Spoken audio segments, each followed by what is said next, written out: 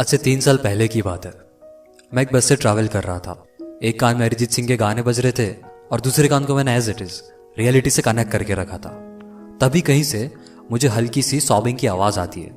मेरी नज़र मेरी सामने वाली सीट पर बैठी हुई एक लड़की पे पड़ता है। पहले तो मुझे ऐसा लगा कि उसको शायद सर्दी हो रखी है, पर फिर जब मेरी नज़र उसकी आंखों पर पड़ी तो वो लड़कियां नहीं लगाती वो आंखों के आजू बाजू वो ब्लैक मार्कर से, क्या बोलते हैं उसको, सॉरी ब्लैक मार्कर नहीं, आई लाइनर जो होता है ना तो वो आई लाइनर फेड हो रहा था और उसकी आंखों से कंटिन्यूअसली आंसू बह रहे थे और कॉन्स्टेंटली उसको पोंछे जा रही थी। अब ये सीन देखकर पता नहीं क्यों पर मेरे अंदर से एक आवाज उठी, बात कर, पूछ क्या हुआ है और हो सके तो थोड़ी मदद कर। अब जैसे ही ये आवाज उठी तो उसी वक्त उसके साथ साथ एक और आवाज भी उठी कि क्यों भाई, किस लिए, क्या लगती है वो तेरी, क्यों किसी की लाइफ में फालतू का इंटरफियर करना।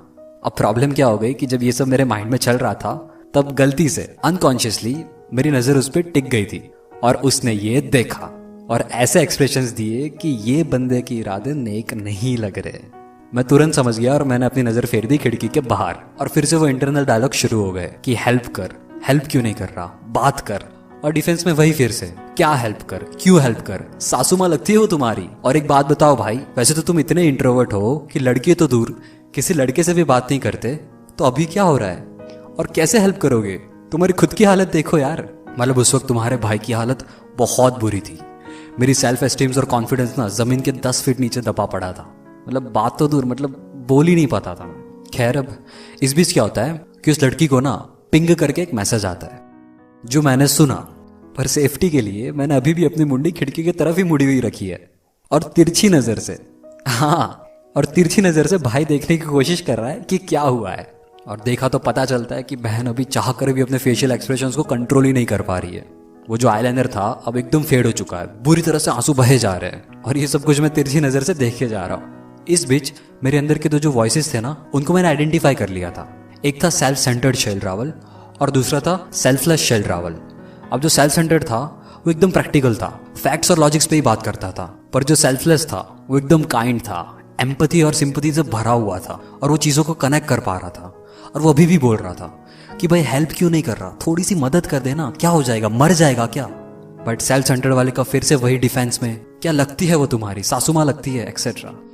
और इसको किस्मत कहेंगे या क्या पता नहीं, लेकिन मेरी नजर फिर से उस पर टिक गई थी।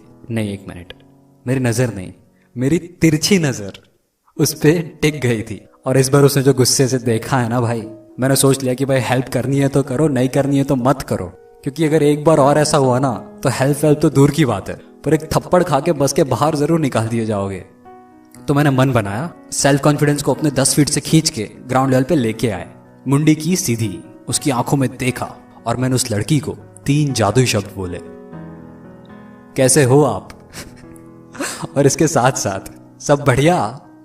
मतलब बंदी रो रही, आंखों से आंसू बहे जा रहे और कोई बंदा आके पूछता है कि कैसे हो आप। मतलब क्या, मतलब भाई को बात करनी नहीं आती थी तब। और सीन क्या होता है कि वो लड़की भी एकदम खतरनाक निकलती है, मतलब अलग लेवल का सरकाज़म यूज कर रही है। बोलती है मैं बहुत बढ़िया हूं, इतनी खुश हूं कि मैं बता नहीं सकती, तुम अपने काम से काम रखो और स्मार्ट बनने की कोशिश मत करो। मैंने कहा ये क्या हो गया यार, बेइज्जती कर दी इसने तो। एक तो इतनी मुश्किल से अपनी इसकी हेल्प करने की कोशिश कर रहे हैं कॉन्फिडेंस बढ़ा के, और इसने तो बेइज्जती कर दी। वहां पे जो आंटी थी वो भी मुझे अब शक भरी निगाहों से देख रही थी। अब मेरा वो जो कॉन्फिडेंस था जिसको मैं ग्राउंड लेवल पे लेके आया था, अब वो जमीन के 10 फीट नीचे घुसा पड़ा है।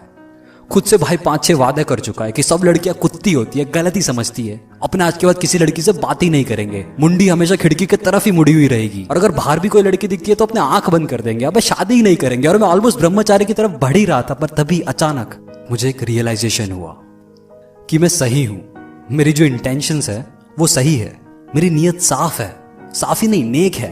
I wanted to help her, फिर मैं क्यों डर रहा हूं। और अब बात भाई इज्जत की थी, और सिर्फ अपनी ही नजरों में नहीं, वो आंटी जो मुझे शक भरी निगाहों से देख रही थी, मुझे उनको भी प्रूव करना था। भले मेरी कोई नहीं लगती, बट यार भाई का ईगो हट हो गया यार। तो मैंने खुद को चार्जअप किया, कॉन्फिडेंस से बूस्टअप किया और फिर से मैंने उसको 2 कमाल के शब्द बोले, देखो बहन जी। हाँ, मैंने उसको बहन जी बोला। अब देखो एक फ्री टिप है, अगर किसी भी लड़की को जो ऐसे इल्यूजन में होती है ना कि सब लड़के मुझ पे ही मरते हैं, उससे उसको बाहर लेके आना है ना, तो उसको बहन जी बोल दो, अपने इल्यूजन से ना जमीन पे आ जाएगी। पक्का बता रहा हूं। और फिर बड़ी रिस्पेक्ट से, देखो बहन जी, मैंने आपको रोते हुए देखा and I just wanted to help you if I can, and it's fine अगर आप शेयर नहीं करना चाहते हैं। I can understand that it's personal, but I wish whatever you are going through that will all end up in good. और वैसे भी 15 minute बाद मेरा स्टॉप आ जाएगा and I leave, but till that time, अब भाई मुझे ये नहीं पता कि मैंने ये क्यों बोला, किस लिए बोला, बट मैंने बोल दिया यार। टिल दैट टाइम मैं तुम्हारे साथ हूं। उस दिन मुझे ना 3 चीज पता चली। पहली कि आपकी पर्सनैलिटी भले ही कैसी हो, पर अगर आपकी बातों में सच्चाई है ना, तो आप में कमाल का कॉन्फिडेंस आता है। That true confidence comes from truth. Second चीज कि अगर आप कुछ सही कर रहे हो ना, तो डरो मत, बिंदास बोलो। और तीसरी कि खूबसूरत अनजान लड़कियों के सामने भाई की इंग्लिश निकलती है। वो कुछ नहीं बोली और कंफ्यूज हो गई, पर वो जो आंटी बैठी थी ना, जो मुझे शक भरी निगाहों से देख रही थी, उनकी आंखों में मैंने खुद के लिए इज्जत देखी। अब उस लड़की को एक कॉल आता है, वो उठाती है और सिर्फ हेलो करने के बाद वो सिर्फ सुनती है, एज इफ सामने से उसको कोई बहुत कुछ सुना रहा है। और कुछ 5-6 मिनट सुनने के बाद शी इज लाइक, लेकिन आकाश सुनो मेरी बात, हेलो आकाश। और शायद सामने वाला हैंग अप कर देता है और फिर वो बुरी तरह से टूट जाती है। और फिर वो सामने से मुझे अप्रोच करती है और मुझे और उस आंटी को सब कुछ बताती है। बहुत रोती है। मैं सब कुछ एकदम पेशेंटली सुनता हूँ और उस वक्त मेरी जो भी लिमिटेड विजडम थी, मुझे जितना भी समझ आ रहा था, जो मुझे सही लग रहा था, उस हिसाब से मैं उसको कुछ चीज़ें बताता हूँ। 10 मिनट में मेरा स्टॉप आ जाता है। वो मुझे थैंक यू बोलती है। भाई सॉरी सुनना चाहता था वो अलग बात है। खैर, मैं बस से बाहर निकलता हूँ और उसकी तरफ देखता हूँ।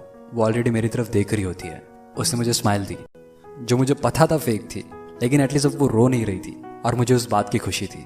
नहीं, मेरे और उसके बीच कोई सीन नहीं हुआ। अपना फालतू दिमाग नहीं लगाओ। और मैं ऐसा बिल्कुल भी नहीं कह रहा कि मेरी काउंसलिंग की वजह से वो ठीक हो गई। नहीं, शायद ऐसा कुछ भी नहीं हुआ।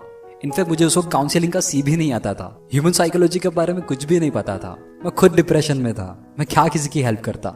लेकिन जब मैंने उसको बोला ना कि मैं तुम्हारे साथ हूं, तो मुझे एक कमाल का सुकून फील हुआ। और मैंने इस लाइफ की एक बहुत बड़ी डिस्कवरी की कि खुद को हील करने का या खुद खुशी से झूमने का बेस्ट तरीका निस्वार्थ दिल से किसी की मदद करना है। और जब मैंने उसको ये बोला ना, तो उसकी आंखों में मैंने उम्मीद देखी थी।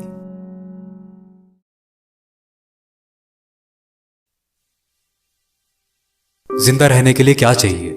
खाना, पानी, सांसें, ठीक है, पर बुरे वक्त में जिंदा रहने के लिए क्या चाहिए?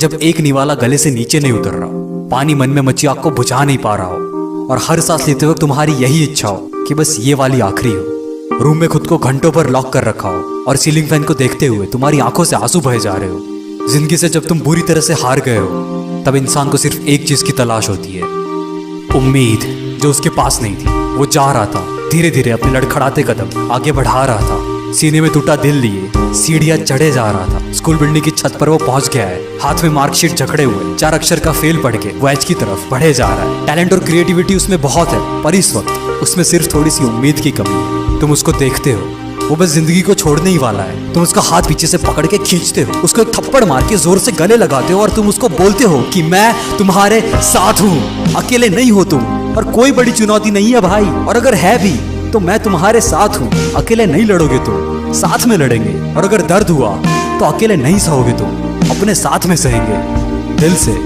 ये वादा रहा। लोग कहते हैं 3 जादुई शब्द आई लव यू है, पर कभी किसी को सच्चे दिल से ये बोल के देखना कि भले कुछ भी हो जाए, हालात कितने भी बुरे हो जाए, मैं तुम्हारे साथ हूँ। उस फुद्दू से आई लव यू से 1000 गुना ज्यादा ताकत है इसमें।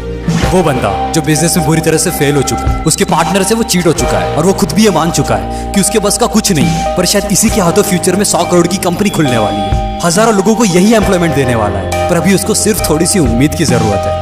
वो बच्चा जिसके सपनों पे सब हंसते हैं, मस्ती मस्ती में उसके कॉन्फिडेंस के चीथड़े उड़ाते हैं, क्या पता वही फ्यूचर में सदी का सबसे बड़ा इन्वेंटर बने, पर फिलहाल उसको सिर्फ ये कोई कहने वाला चाहिए कि मैं तुम्हारे साथ हूँ और मुझे तुम्हारे सपनों पर विश्वास है। या फिर वो लड़की जिसको बचपन से प्यार पे विश्वास था, दिल उसका काइंडनेस और एम्पैथी से भरा हुआ था, पर प्यार के नाम पे जब उसके जिस्म को बुरी तरह से एक्सप्लॉइट किया गया, उसका रेप हुआ, उसका प्यार पर से विश्वास उठ गया, फिर तुमने उसको प्यार किया, उसके लिए अपने लस्ट पे काबू पाया और कहीं नहीं पर सिर्फ उसके दिल को छुआ। इस दुनिया में जहाँ पे सब सिर्फ अपने बारे में सोचते हैं, पैसों के लिए अपनी रूह तक बेचने के लिए तैयार है, और इसी दुनिया में तुम बिना किसी मतलब के किसी का साथ देते हो, बोलते हो कि मैं तुम्हारे साथ हूँ, इससे बड़ी सक्सेस मेरे भाई तुम मुझे बताओ और क्या हो सकती है? तुम्हारे कॉलेज में या आसपास जब 4 लड़के किसी लड़की को घेरते हैं, तुम्हारी नजरों के सामने कोई भी किसी लड़की को छेड़ता है, भले कितने भी पतले हो, सिंगल बॉडी के हो, उसके साथ जाकर खड़े रहना और उस सहमी हुई लड़की को बोलना कि मैं तुम्हारे साथ हूँ, और फिर जाना भाई। जब तुम्हारे पड़ोस में से चीखने की, रोने की आवाज आए, बंद दरवाजों के पीछे बुरी तरह से डोमेस्टिक वायलेंस चल रहा हो, तब ये मत कहो कि उनकी पर्सनल लाइफ है, हम क्यों इंटरफियर करें। अबे दरवाजा तोड़ के अंदर घुसो, उस साले के कान के नीचे तो खींच के लगाओ, सही के लिए कदम उठा के उस लेडी को बोलो कि मैं आपके साथ हूँ। हमेशा क्यों सिर्फ अपने बारे में ही सोचते हो? क्यों अपने अंदर की उस सेल्फिश इंसान की बात मानते हो? एक बार किसी के लिए कुछ करके तो देखो, उसमें मेरा क्या फायदा है वही सोचते हो ना। थोड़ी सी किसी की मदद करके तो देखो यार, उसका अच्छा हो या नहीं वो बात की बात है, पर तुमको कमाल का सेटिस्फेक्शन जरूर फील होगा। और तुम्हारा पता नहीं, पर मुझे फर्क नहीं पड़ता कि तुम हिंदू हो, मुस्लिम हो, किसी भी धर्म या जाति को फॉलो करते हो, गे हो, लेस्बियन हो, होमोसेक्सुअल, ट्रांसजेंडर, काले गोरे ब्राउन, किसी भी कलर या सेक्स के हो, हिंदुस्तानी पाकिस्तानी कुछ भी हो, पर अगर तुम्हें उम्मीद की तलाश है तो मैं तुम्हारे साथ हूँ, और मुझसे जो बन पड़ेगा मैं करूंगा। दिल से ये वादा रहा।